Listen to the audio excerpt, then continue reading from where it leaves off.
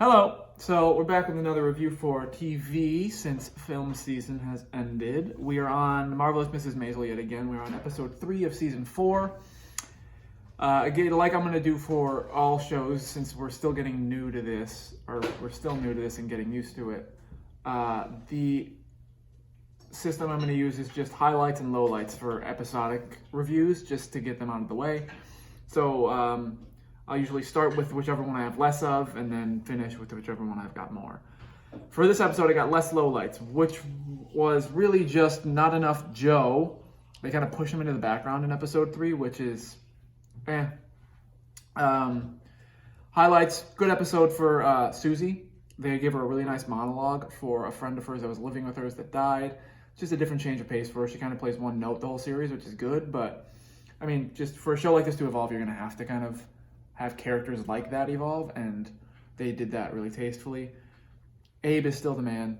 Still love him. I like that they're showing Midge's struggle this season. I'll get into kind of how that turned into a low light for episode 4 right after this.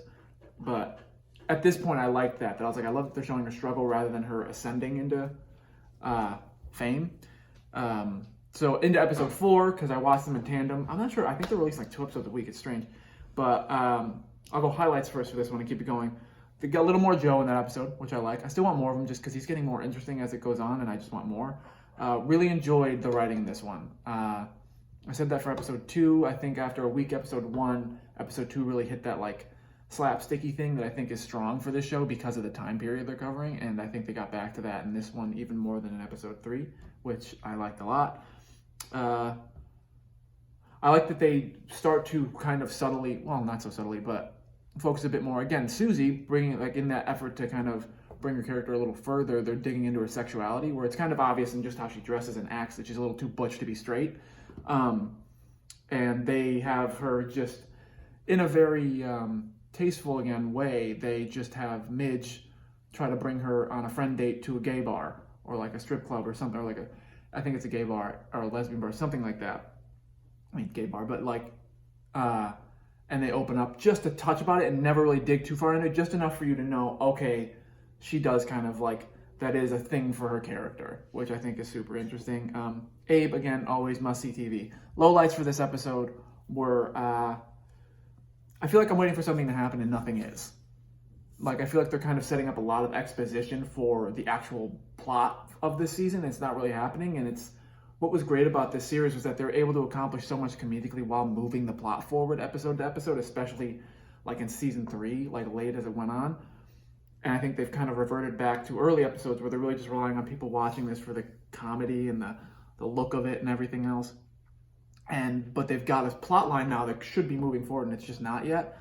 And then moving into the next point is that it's starting to feel like filler episodes. For Miriam, Midge, specifically, because it feels like nothing's happening for her, where it's like we got the point, even just to get all the way to episode 3 and showing her struggle is like, okay, now we've got it, you've hammered it home. And by episode 4, it seems like, especially because at that point we got other characters doing things, we got Susie even moving forward, and for her to be moving forward and Midge to be staying still, while that is kind of a really cool image to see when it was kind of the opposite, for a little while, it was like Susie was really struggling to move anywhere, even though she had Midge kind of climbing the ladder. I think because Midge is the main character, you can't keep that the way it is so far. So I'm hoping in episode 5 they finally do something to, maybe she doesn't get successful all of a sudden, or maybe she doesn't fix her problem, but like something happens to move her forward. Like right now, she's almost supporting story-wise these other characters because nothing important's really happening to her. She's just still knocked down from what happened at the end of season 3. And I think it's getting a little late in the game for that to happen. I think they got to pick her up now and get her kind of moving towards something instead of like, she's struggling, now she hopped to this other strip club, and it's like, Joe doesn't like that, but she doesn't really care because it's all she can have, and it seems, I don't know, like her story, her character is still the main character, but her story is a supporting thing in the show, which makes it makes no sense. And so I think that's my only gripe with the show overall right now, is that now we're getting to a point where we need something to happen to Miriam, and nothing has. So that's my only thing. Everything else is very good. The quality of the show, as always, is really good. And we'll see you back for episode 5 and possibly 6 in the next video review this week. I think it releases Friday as always. We'll be right back with that. Hope you enjoyed this. Hope you're also watching Marvelous Mrs. Maisel. Please comment down below, like, subscribe, do whatever you want if you're watching this video, and we will see you for the next vid.